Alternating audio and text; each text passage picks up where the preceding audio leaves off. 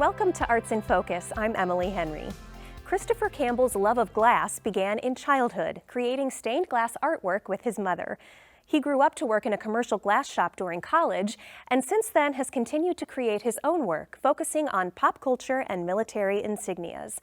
I recently had the privilege of visiting Christopher in his home studio, where I got to receive a hands-on demonstration in working with stained glass. Chris, thank you for having me here to your studio today.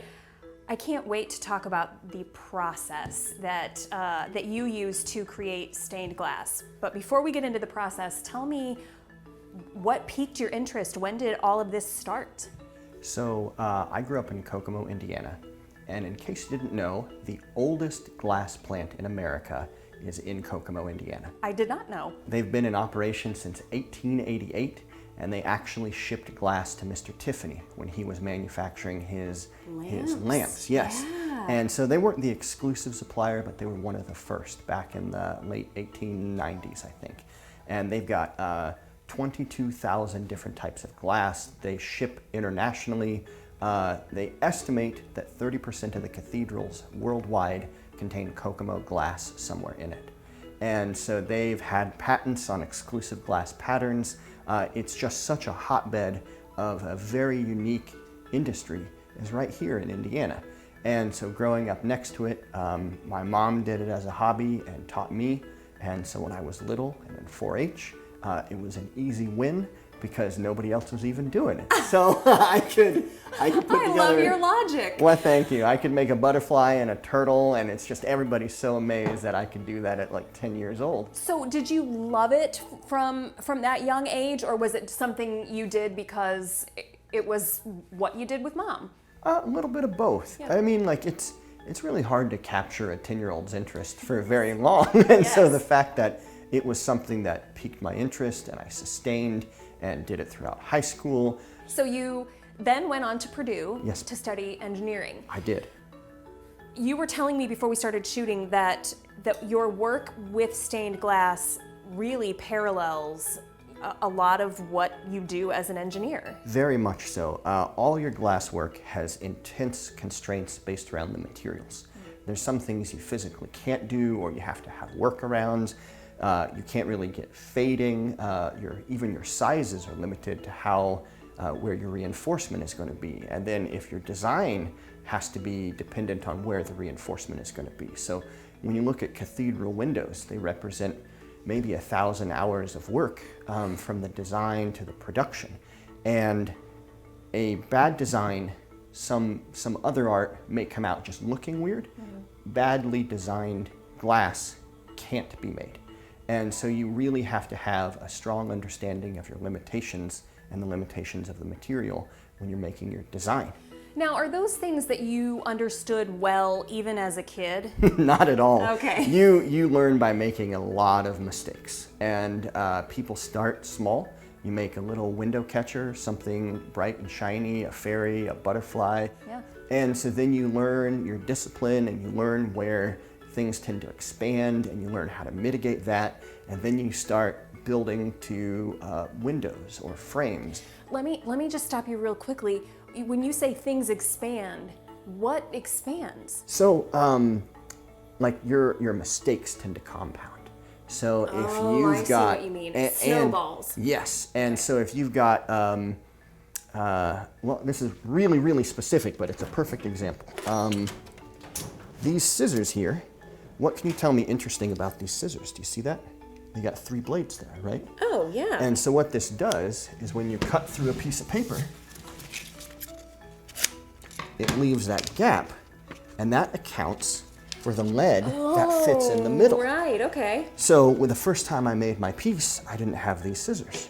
And so when you add the lead in the middle, my piece grew in every dimension. Yes. And so the scissors are one way to do it, and there's other smaller techniques that help you control everything and making sure you're hitting your marks. And like I said, mistakes compound on each other. Right. And so, if you've got a really big project and you make lots of mistakes, it's going to be terrible. Yeah.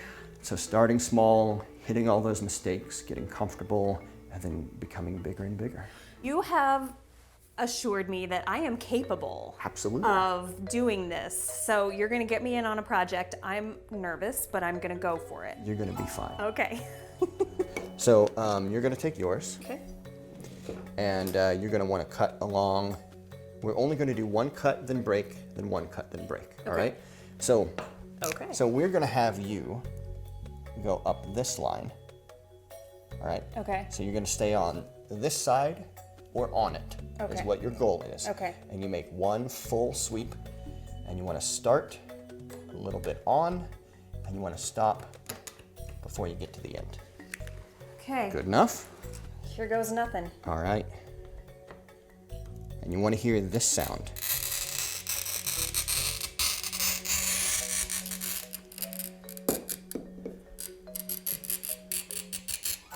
Whoops, I went backwards. It's all right. You're good. Okay. So here are your running pliers. Okay. Remember, frowny face on the front. Right, and then I do it this way? Yes, ma'am. And how far? You don't want the metal to be touching. Okay, so Yeah, like so that's good? that's fine. Okay. Perfect. Well, that's generous, but. Oh no, you do it right or you do it wrong. There's no in between.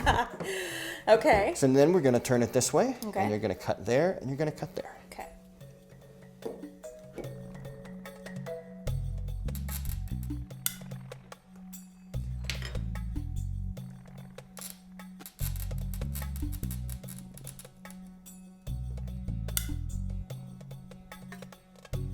You got one more cut. One more.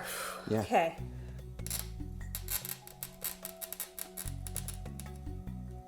You're good. Okay. Looky there. Ta-da! Yeah, a little bit trapezoidal, but we'll fix that in the grind. It will be fine. From the magic of TV, we'll have progressed to you and I did the rest of this. Yes. And these are the last two pieces that are gonna fit in there. Right. Oh, mine's but- bloated. Yeah, a little bit. We'll get it taken care of. So this is a drum grinder, and I've got a nice little foot pedal here. Right. If you like, we can just turn it on. Foot pedal's easy enough for as short as this is. Okay. I'm gonna do my piece, and I'm gonna have you do yours. Okay. So you're gonna push up to it.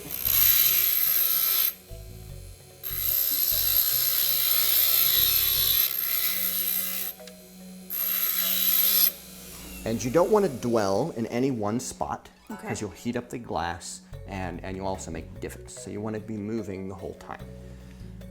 Yet again, you make it look really Look, easy, but I'm. You can't screw it up. It's impossible. Okay.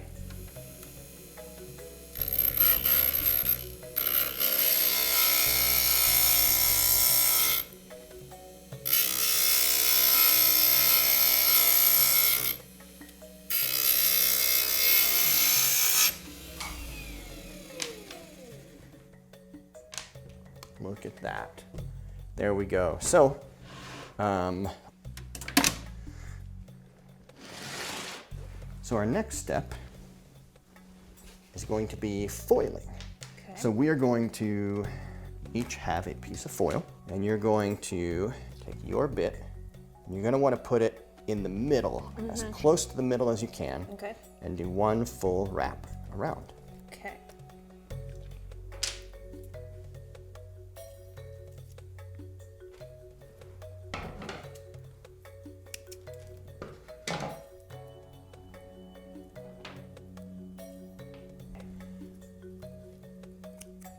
So then crimp that edge over. Okay. Okay, so now what we're going to do is we're going to fold the edges flat.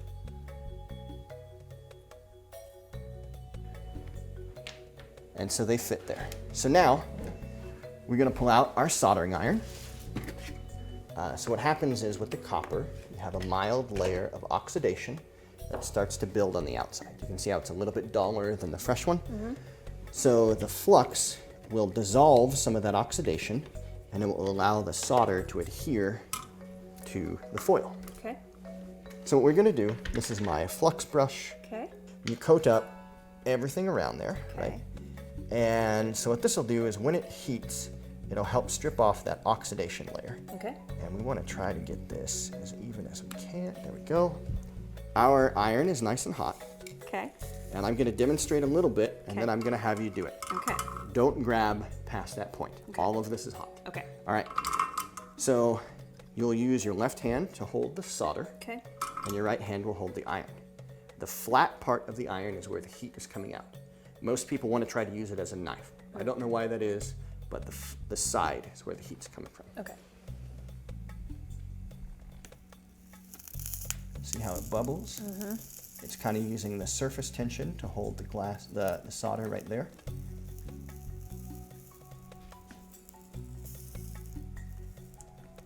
And there you go. That's all there is to it. And so you're going to do that line from the left to the right. Okay. That's all I'm going to ask you to do. Okay. I have not been this terrified during an interview in a long time. You're doing great. Okay, so All right. oh, you said from left to right. Yes, ma'am. Okay. And so you can so you want to melt it on there, on the surface, and you let it puddle on there. Look at that. Think you can do it by yourself for the next one?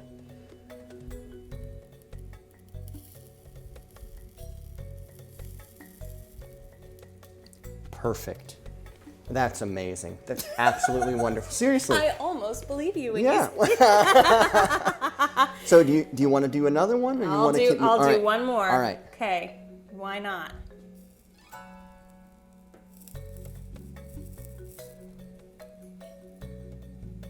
Perfect. Wonderful. Okay. And seriously, that's great. So through the magic of television, we happen to have a finished one right here. So what you... Chris, that is so cool. Well, thank you. And what we're actually going to be doing is turning this into the full PBS logo. Now, we won't have time to do this here. Right. So if you lift that up, it should slide right in. Look at that. Yeah. So yeah, when this is said and done, it'll be sent to you. I will cherish it. This has been so much fun, and I learned so much. You are so talented. Thank you for having me, and keep making beautiful work. I will. Thank you.